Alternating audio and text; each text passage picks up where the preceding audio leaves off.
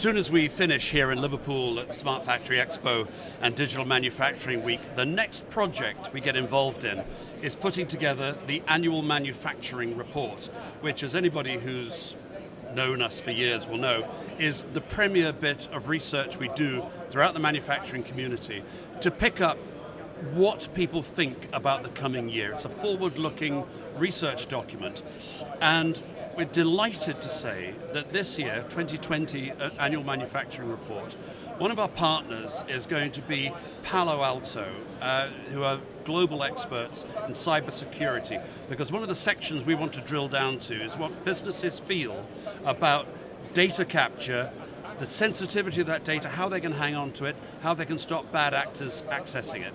I'm delighted to welcome Nick Burrows to Palo Alto. Hi. Nick, fantastic to see you here. Thank you very much. Great to be here. Tell us just a little bit first about Palo Alto Networks and what it is you provide to manufacturers.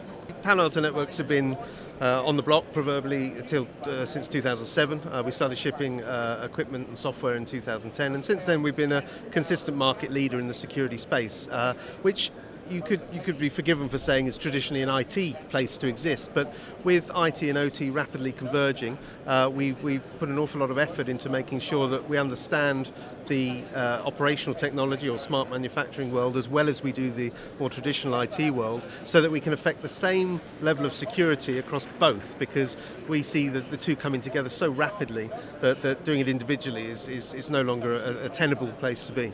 What does it look like? I mean, if I've got, I've started to digitalize my manufacturing workspace, my line, my offices, and all of that. Mm-hmm. What does your product look like? Is it just a bit of software, or do you put machines in, boxes? It's a bit of everything, and to be sure, the only honest answer in any security conversation is it depends on what's required. But we supply software, we supply API-based cloud services, and we also supply hardware where you need to integrate with where the rubber meets the road, which is generally either in the wired IT space or increasingly on the factory floor or the smart factory floor, where everything is increasingly Ethernet or IP enabled and attached. The way I see what you guys do is both you erect shields and castle walls around data, but also you're out there sort of watching for the bad actors, you're watching for the incoming attacks and fending them off as they come in. Is that a fair impression? I think it is. The security industry has developed significantly from the kind of castle wall approach, and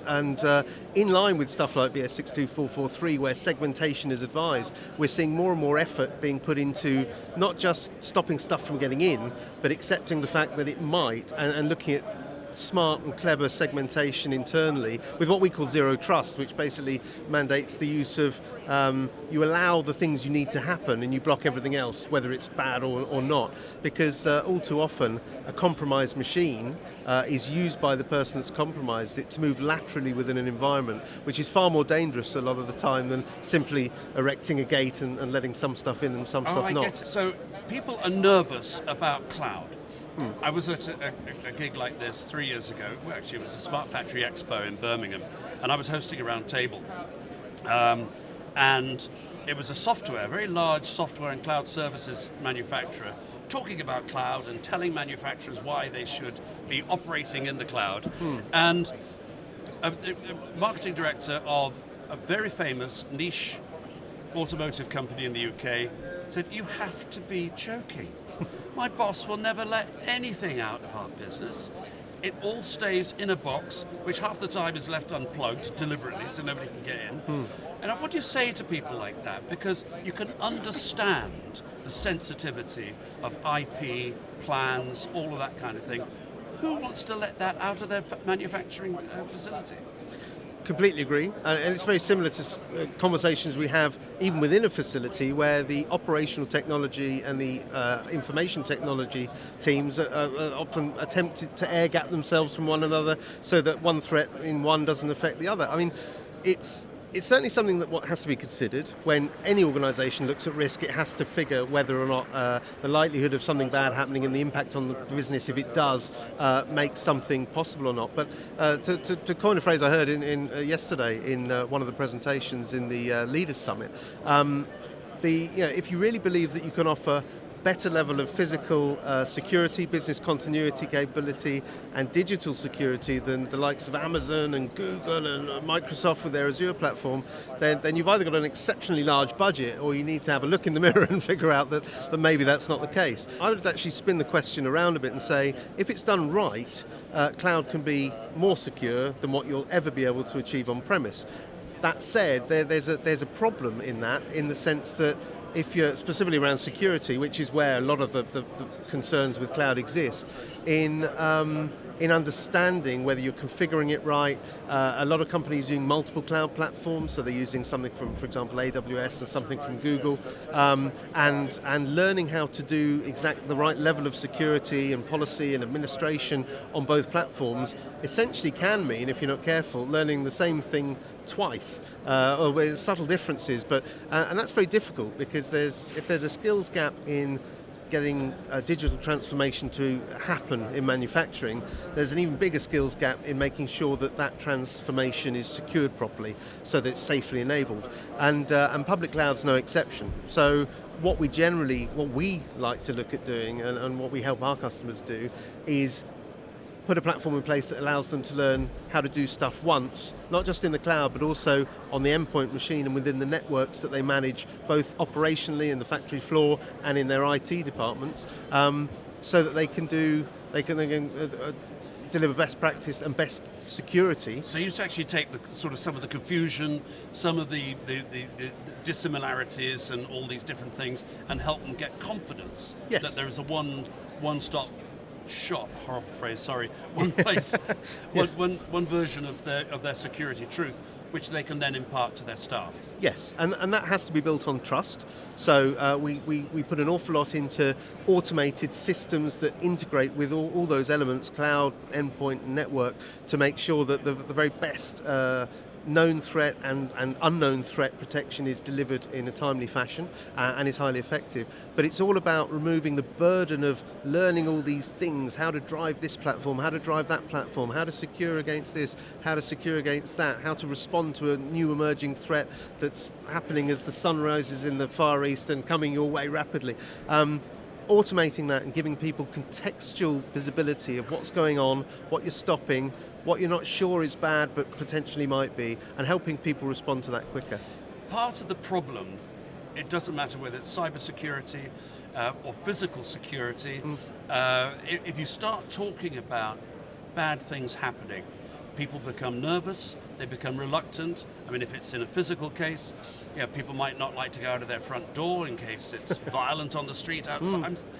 People are like that. People respond in a human manner.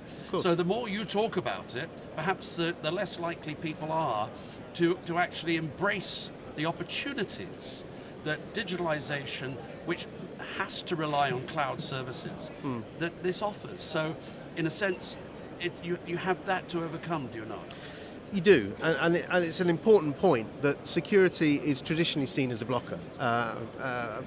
There was the Made Smarter report 2017 actually identified cybersecurity as the number one blocker, only narrowly ahead of people. And it's an interesting synergy between the two things, of course. But security has to be turned into an enabler, a safe and secure enabler, because there's a lot of, the risks to business, and risk being an amalgam of the likelihood and the potential impact of something happening, they have to be considered and mitigated as best as possible. And mitigation sometimes means investment, sometimes means insurance, and sometimes means doing nothing at all, because the level of exposure that would happen in that situation is not really worth doing anything about, but at least you know about it. So knowing is key. Visibility of what's going on, knowledge of what the threats to your business and the associated business risks are is very important. And then security is an enabler to give you confidence that the way you're integrating, not just with cloud, cloud's been mentioned, but supply chain is a massive area. And if you look at the most significant breaches that have occurred to both large and small manufacturers in the last 12, 18 months, most of those have been intellectual property based, some of those have been through the supply chain, some of those have been disgruntled internal employees, some of those have been nation state hacking attacks. So you've got a plethora of people and a plethora of kind of what we call threat vectors coming at you. And it's all about making sure that you enable people to do what they need to do, and don't get in the way of that, and enable people to dynamically and rapidly respond to changes in their own environment whilst taking security along with it, instead of, no one wants to go to the security guy and wait for 3 weeks to deploy the thing you could have done this afternoon. And enabling that is what we're all about, and it has to be central to the decisions people make, because they are going to have to look at the security of this digital transformation, and it's not a reason not to do it, it's just something that has to be factored in. And when they look at those things, they need to look at the most frictionless way of doing that. You mentioned the word insurance a little while ago.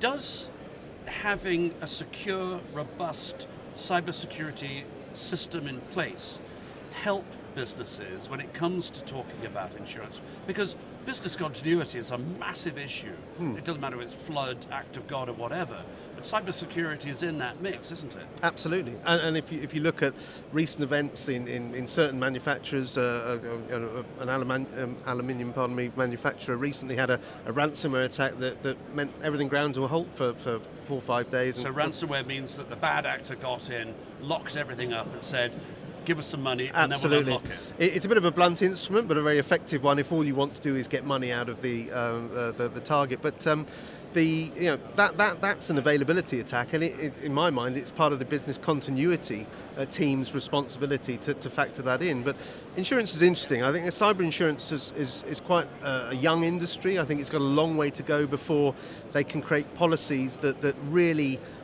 cover organisations in the way they need it to be. I think a lot more work needs to be done in figuring out what they should look like and what the coverage should be. It's a bit like if you hire a car in America and all of a sudden you realise when you're in an accident you haven't got anywhere near the amount of cover that they tried to sell you at the gate that you need. But having the right cybersecurity in place and the right visibility and control of that, but I would say most critically actually, the best visibility of what the risks are to you and what you believe the threats that could make those risks come to fruition are. In understanding that and having done your best to mitigate that where the likelihood and impact are so high that it makes sense to invest in technology like ours or development of other systems, that gives you a very good place to start when you begin to negotiate your policy with your cyber insurance. If it's just give me some insurance, cover me up to this much because I reckon that's approximately what my exposure would be in the worst case scenario, I think you could well find yourself in a sticky situation when the proverbial hits the fan, yeah. Well, Nick, Palo Alto Networks, thank you very much for supporting next year's annual manufacturing report. Thank you. But as far as the overall message goes, cybersecurity protection is an enabler, it's not something to fear. Absolutely. Okay, Nick, thank you so much. Thank you. Nick Burrows, Palo Alto Networks, great to have you along. Thank you, great to be here, thank you.